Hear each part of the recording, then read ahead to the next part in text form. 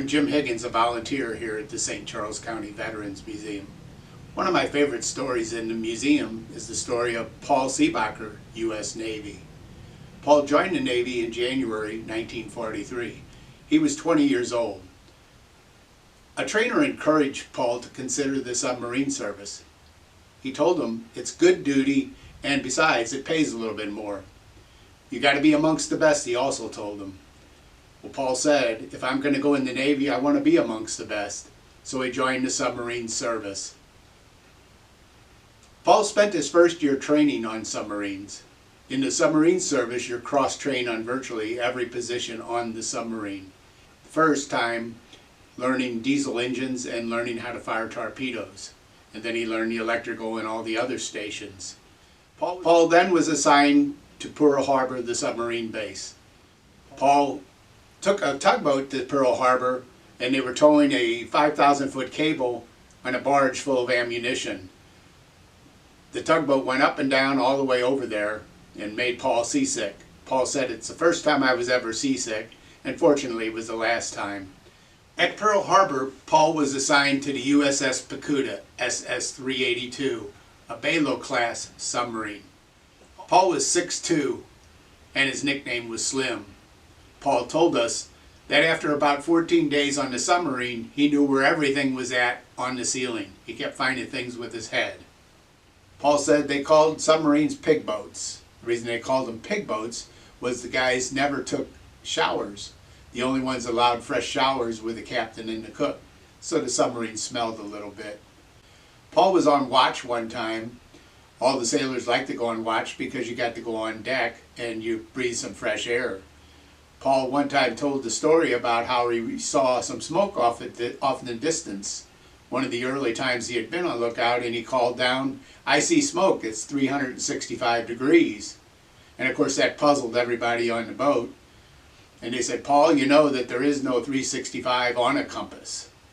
Paul said the guys ribbed him for a long time after that one. They asked him, what do you see at 365 degrees, Paul? The next thing Paul knew, he was down in the submarine, and he didn't go back on lookout for quite some time.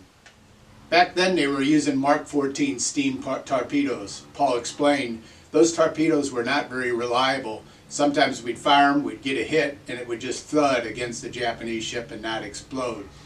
They were just converting over to electric torpedoes about the time that we were on our second war patrol. On one patrol they went through a canal and went alongside the coast of Japan, close enough to see Emperor Hirohito's palace. The water wasn't very deep there, and they had to wait till dark to be able to get out. And they had to lay on the bottom and go through the canal at night so they weren't detected. The Japanese knew we were in that canal, Paul said, and they dropped over 200 depth charges trying to get them. There's a lot of downtime on a submarine, and Paul kept busy doing things. He drew up blueprints for the submarine. He carved a submarine shown here in the museum, a wooden model of the USS Picuda. A submarine runs on the surface as much as they can, charging the batteries. While they were in the area of Japan, they heard Tokyo Rose on the air saying, USS Picuda is sunk. We're going to get you, USS Picuda. Paul says that he was on most of the islands in the South Pacific.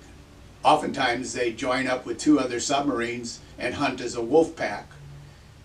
The Picuda was rated a 300-foot boat.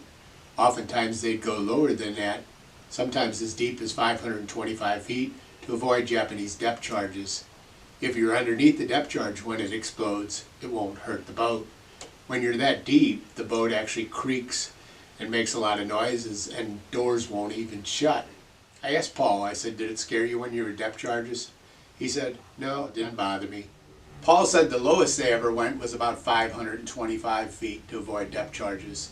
The Japanese would always set the depth charges much higher, so as long as you're underneath the depth charges, you're safe. It was really unusual for somebody to serve on a submarine for 6 consecutive tours, the same submarine. Paul had a captain on board the ship, and Paul also cut hair. He had learned to cut hair when he was much younger. And the captain of the ship always wanted his guys to look sharp when they came back into port. Paul wondered why he was never rotated off the USS Picuda, and the captain told him, "You're not going to be rotated off. I want you here to cut hair." Paul earned about $600 cutting hair during his time on the USS Picuda. Regarding his time on the USS Picuda, Paul said, "It was exciting. I served on 6 war patrols. We sunk a lot of Japanese ships, and we came back. Of the 263 American submarines on war patrol during World War II, 41 of them were lost to enemy action. Another 11 were lost to accidents or other reasons. Nearly 1 out of 5 of the submarines were lost during the war, making it one of the most hazardous services in the war." Paul was offered chief if he re-enlisted, but Paul said, "No, I want to go home. I got a girl waiting for me at home, Jerry Borgmeyer, and I want to marry her." When Paul left the Navy, he was an electrician first class. His 2 brothers, Donnie and Ralph, later joined the submarine service just like Paul. Paul married Jerry Borgmeyer in 1946. Paul is one of our heroes here at the St. Charles County Veterans Museum. His story is on exhibit here at the museum, and it's also on our website. Thanks for watching our video. Come visit us at the museum at 410 East Elm Street in O'Fallon. Thank you.